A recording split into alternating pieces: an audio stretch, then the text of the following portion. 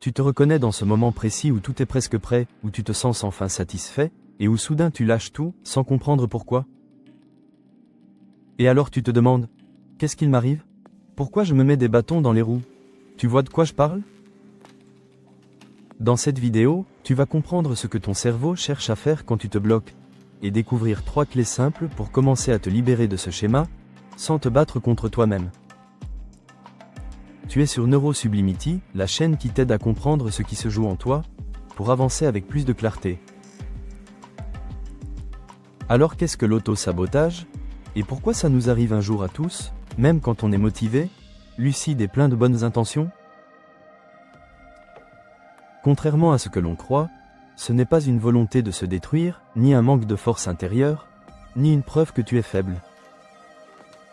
C'est quelque chose de beaucoup plus subtil, qui se met en place sans que tu t'en rendes compte, au moment précis où une partie de toi se sent menacée.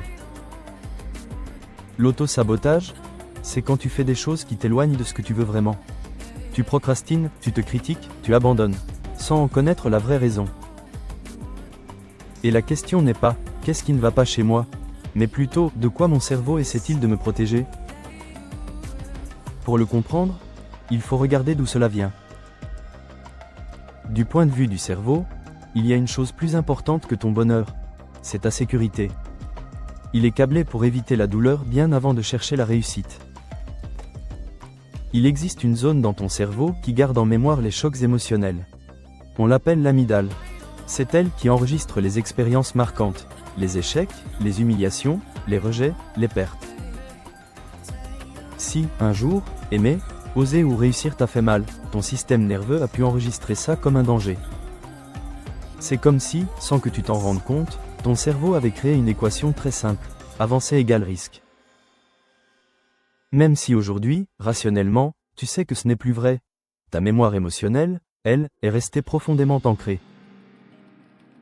Et c'est pour ça que ton cerveau ne te freine pas parce que tu es incapable, mais parce qu'il se souvient. Des chercheurs comme Antonio Damasio ont montré que nos décisions sont largement influencées par la mémoire émotionnelle, et pas seulement par la logique. Autrement dit, tu ne bloques pas à cause de ce que tu penses, mais à cause de ce que ton corps se rappelle. Et ce mécanisme ne reste pas théorique, il s'exprime très concrètement dans ton quotidien. Et maintenant que tu comprends ce qui se joue en toi, je vais te partager 3 clés simples pour transformer ta façon de réagir à ces blocages, sans te battre contre toi-même. Première clé, remplacer la lutte par l'observation. Quand tu bloques, ton premier réflexe est souvent de te juger, de te dire que tu es nul, paresseux, incapable, ou que tu n'y arriveras jamais.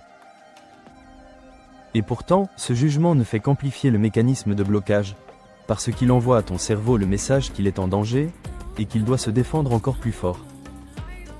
A l'inverse, le simple fait de passer du reproche à la curiosité change déjà la dynamique intérieure. Te demander, avec douceur, qu'est-ce que mon cerveau essaie d'éviter là, ne sert pas à analyser pendant des heures, mais à créer un espace entre toi et ce qui se passe en toi. Cet espace, c'est une pause pour le système nerveux. C'est le moment où tu n'es plus fusionné avec la peur, la fatigue ou la résistance, mais où tu commences à les observer. Et ce changement de posture a un effet très concret. Ton cerveau perçoit qu'il n'a plus besoin de se battre. La tension baisse, le stress se relâche, et le réflexe d'auto-sabotage perd une partie de sa puissance. Tu n'essaies pas encore de changer quoi que ce soit, tu n'essaies pas de forcer un résultat, tu es simplement en train de désamorcer le mécanisme de survie qui s'est mis en place pour te protéger. Alors la prochaine fois que tu te sens bloqué, au lieu de t'attaquer intérieurement, pose-toi simplement cette question. Et souvent, ça suffit pour que quelque chose se desserre. Deuxième clé, nommer la peur cachée. Derrière l'auto-sabotage, il n'y a presque jamais un manque de volonté, mais très souvent une peur simple, presque primitive, qui agit en silence. Cette peur peut prendre plusieurs visages, comme la peur d'échouer, la peur de réussir, la peur d'être vu tel que l'on est, ou encore la peur d'être abandonné. Tant que cette peur n'est pas reconnue, elle continue de guider ta vie en silence. Mais quand tu mets des mots dessus, ce qui était flou devient clair.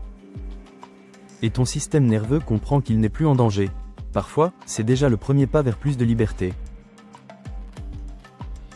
Troisième clé, avancer à microdose. Ton cerveau n'a pas peur du changement, il a peur du saut dans l'inconnu. Quand tu veux tout transformer d'un coup, ton système nerveux se met en alerte, comme face à un danger. Alors il déclenche la protection, évitement, procrastination, découragement. A l'inverse, les petits pas sont mieux tolérés. Une action minuscule, même 5 minutes, change le message envoyé au cerveau. Ce n'est plus une menace, mais une expérience sûre. Tu ne cherches pas à performer. Tu montres à ton cerveau que c'est sans danger. Et c'est ainsi que les schémas commencent à changer. Chaque micro-action crée une trace de confiance. Avec le temps, ces traces deviennent un nouveau chemin.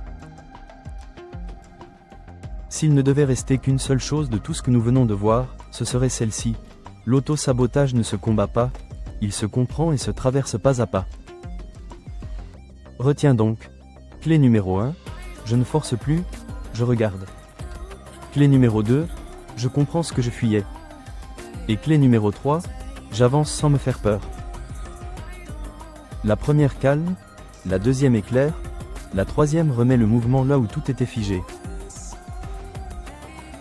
Si tu t'es reconnu, alors abonne-toi pour continuer à te comprendre plutôt qu'à te combattre.